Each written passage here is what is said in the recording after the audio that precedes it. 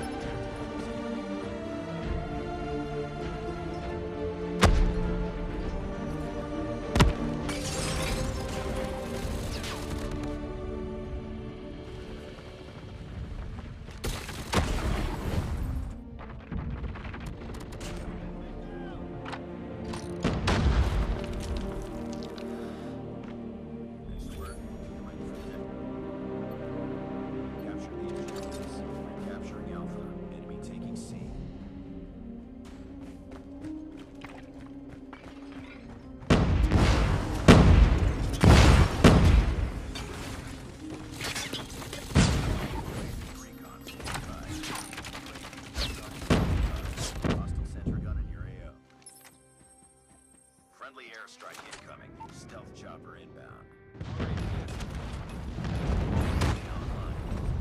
Enemy sentry gun has been destroyed. Taking the lead. Destroying enemies counter. Hostile sentry gun in your AO.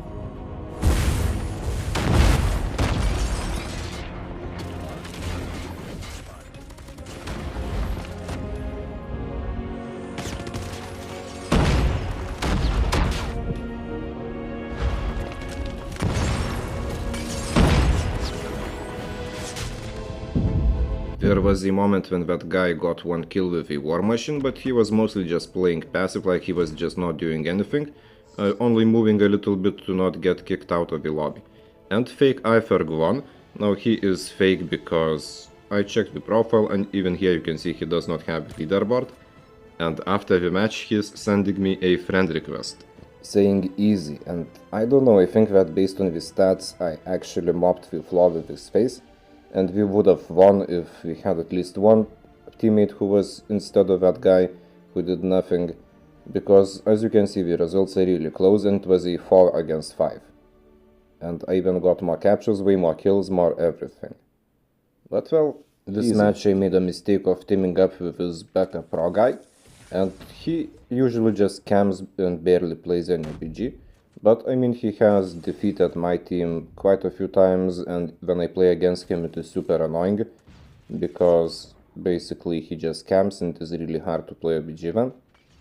And so this match, but again it meant that I had to push a lot with the Grau to get the point, and other random teammates were also pretty mid, so it was me and with some backup of the backup person against the enemies.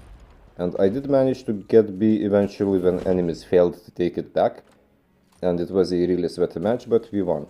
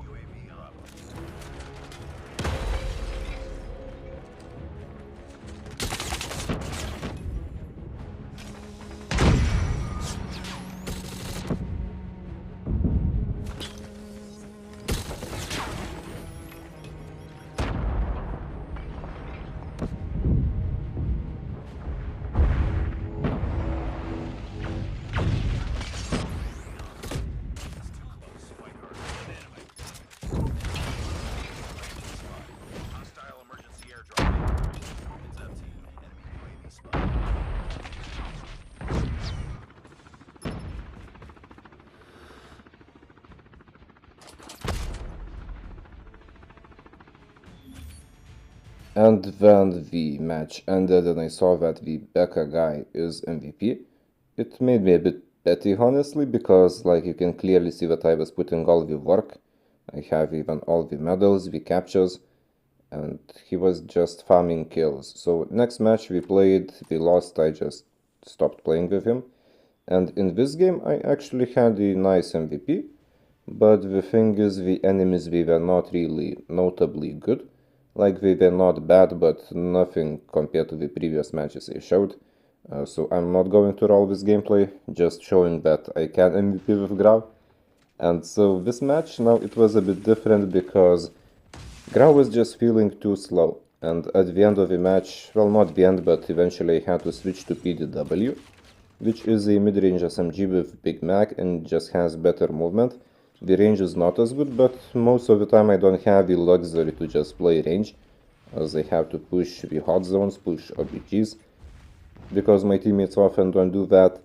So I would say that PDW is really just a better variant of Grau. Like, if you want, you can use Grau. Like I said in earlier matches, I did not really feel the need to switch, but without the option of switching, you can just use PDW. Even in like same identical loadout that we have for Grau, just put in PDW and you will have better results.